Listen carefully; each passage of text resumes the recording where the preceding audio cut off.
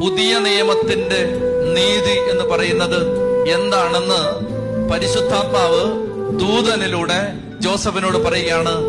ആരെയാണോ ശിക്ഷയ്ക്ക് വിധിക്കാൻ വിട്ടുകൊടുക്കാതെ രഹസ്യമായിട്ട് ഒഴിവാക്കാൻ നീ തീരുമാനിച്ചത്, അവളെയും അവള് പ്രസവിക്കുന്ന കുഞ്ഞിനെയും നീ ഏറ്റെടുക്കുക.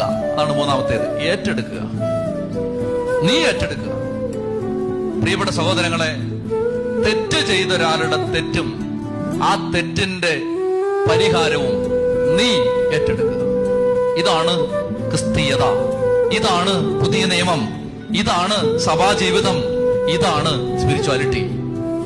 തെറ്റ് ചെയ്ത ഒരാളെ കഴുത്തിന് പിടിക്കാതെ അവന്റെ തെറ്റിന്റെ പാപം, ഭാരം, പരിഹാരം നീ ഏറ്റെടുക്കുക.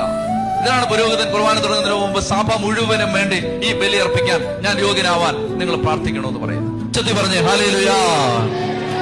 തെറ്റ് ചെയ്ത ഒരാളുടെ തെറ്റും തെറ്റിന്റെ ശിക്ഷയും നീ ഏറ്റെടുക്കാൻ. നീ അങ്ങനെ ഒഴിഞ്ഞു പോകാൻ നോക്കണ്ട. മദർ തെരേസയുടെ കോൺവെന്റില് ഒരിക്കലും ഒരു കോൺഗ്രിഗേഷന് ചിന്തിക്കാൻ പറ്റാത്തൊരു കാര്യം നടന്നു. ലോകത്തെ ഒരു കോൺഗ്രിഗേഷന് വേറെ അങ്ങനെ ചെയ്യുമെന്ന് എനിക്ക് തോന്നുന്നില്ല. എന്താണെന്നറിയാമോ?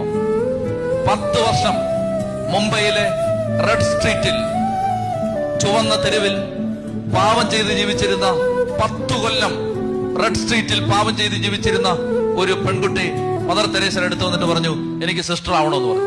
എടുക്കുവോ? ഏതെങ്കിലും കോൺവെന്റിൽ എടുക്കുവോ? ഏതെങ്കിലും സെമിനേരിയിൽ എടുക്കുവോ? എടുക്കില്ല. മദർ തെരേസ പറഞ്ഞു, വന്നോളാൻ പറഞ്ഞു. ഞാനിത് പറയുമ്പോ മദറിന്റെ മിഷണറീസ് ഓഫ് ചാരിറ്റിയിലെ ഒരു സിസ്റ്ററാണ് റെഡ് സ്ട്രീറ്റിൽ 10 വർഷം വേശ്യാവൃത്തി ചെയ്ത് ജീവിച്ച ഈ സഹോദരി. ചൊല്ലി പറഞ്ഞേ ഹല്ലേലൂയ.